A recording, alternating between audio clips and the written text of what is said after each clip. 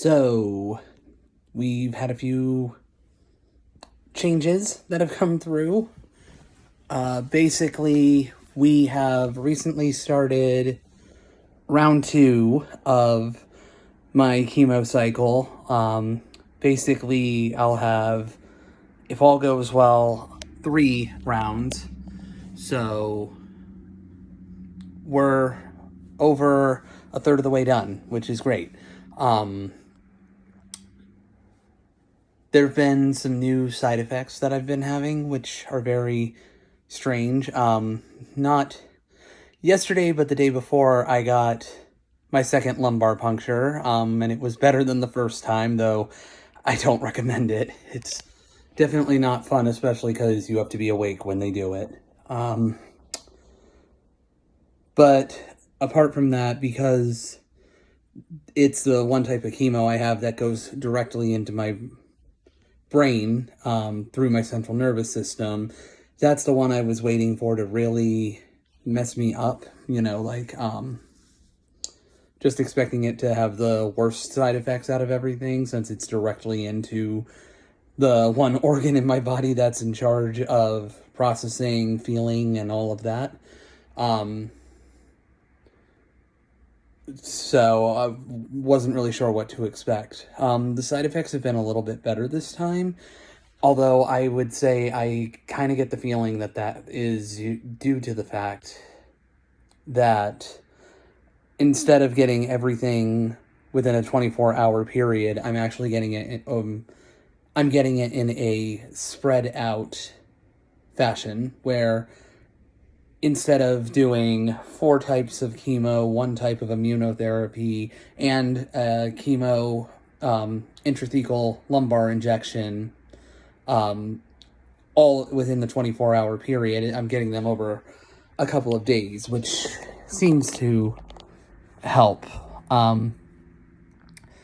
But there's definitely still some challenges that come along with it. During the day of the injection, I had a really bad bout of nausea. So I ended up vomiting twice. Not as bad as I thought it would be, but still, just like the lumbar puncture, I don't recommend it. It's not fun, especially when you can't really keep your food down. I think what ended up happening was that because I got some conflicting information from both the hospital and then also the person who called to confirm my appointment and tell me what I needed, I didn't know if I was allowed to eat before. So the 4 hours before, I spent fasting. And as you'll remember, I said in my previous videos, my hunger and nausea seem to be tied together. So it's definitely, there's a very good chance that I probably just threw it off. And by the time I was able to take an anti-nausea pill and then also try to eat something, it was too late. My system was just frustrated and not willing to work with me. Although it could also just be that the chemo itself was too much for my body. That's a pretty common one as well. So that wasn't great. Apart from that, I've noticed now when I blow my nose that I'm getting more blood that's coming out. Nothing to necessarily be alarmed by, but definitely something we have to keep an eye on. Apparently, as your nose hairs start to fall out, you become much more susceptible to runny noses and bloody noses. Hence what I'm seeing here with that. So, again, not pleasant, but not necessarily anything to get super nervous about.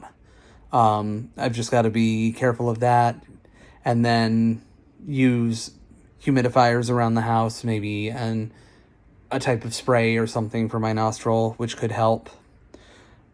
But yeah, out of those, I would say there were two more side effects. One was that I've now, or at least I did, have a pretty painful feeling in my shoulders, my neck, and my back, which I'm positive that one came from the lumbar puncture. I'm sorry, I'm moving around a lot in this video. I cannot get myself to be comfy, or I feel like I'm giving you guys a lot of under chin.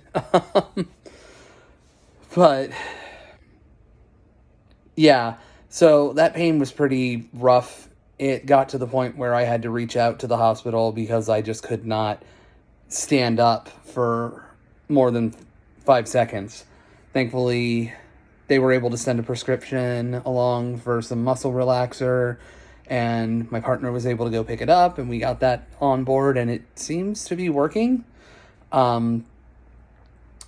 Obviously, I'm trying to be very careful about how much I take that, just because it is a very potentially addictive medicine. Now, thankfully, they only gave me a few days worth, so hopefully it won't even be a huge issue beyond that. But the most annoying side effect that just started today, last night I noticed my tongue was feeling pretty tender, especially around the edges. Kind of in the way where if you've ever had a sore on your tongue, it's very similar to that. Basically, I noticed that it was getting a little bit more tender and that I couldn't really, I couldn't have anything touching it. So on the off chance that maybe it was just some bad oral hygiene or anything like that, I've really started upping my game with that again. But the thing that I think is happening is I'm losing my sense of taste. I just ate a huge thing of spaghetti and I could barely taste the noodles, not even the sauce, which that hit a little hard. You know, food is a source of comfort, and for it to suddenly lose that comfort level to it, it's challenging, trying to figure that out. I also tried some orange Jello and could only just taste it. So I think we're getting to the point where I'm going to lose my sense of taste for a while, at least to a certain extent, where it won't be as vivid as before. And it sucks. It really does. I don't like this at all, just because, you know, it's not fun, obviously. Having a meal but not being able to really enjoy it just kind of takes some of the fun out of it. And I did see that two of the medicines that I'm on, vincristine and doxorubicin, and I think there might even be one other that I saw on the list, but those are the two that stood out to me from my regimen. They can both cause the loss of taste. It's very similar to that feeling that I said when it's something that you don't think about every day, but then when it disappears, it's much more noticeable, and you suddenly realize how grateful you should be to have it. But it's very similar to that feeling that I got when I got my maxillofacial surgery and I couldn't chew. You know, just little things that we take for granted, that until they're gone, you just don't realize how good they are. Yeah. I'm not feeling super emotional about it, at least, which is a good sign. I feel like mentally I'm in a pretty good spot. Just kind of, it sucks. I feel like I'm playing, side effect spin the wheel, and every day it's like I open my eyes and I'm like, all right, what side effect am I going to have today? Which is funny in the sense that it keeps me on my toes, but But yeah, it's not fun. It is not fun. I had to be not vertical, horizontal most of yesterday due to the back pain. And thankfully that's doing okay now, but I'm just kind of tired of having to deal with all of this. I'm wanting to get back to work. I really want to start working on stuff that gets me excited and makes me feel fulfilled. And I just can't right now. It's just one of the nasty parts of dealing with a cancer that's so aggressive that it fully takes you out of work and other elements of your life while you're dealing with it. It's a lot. Burkitt's lymphoma is no joke. It's rare in people my age, and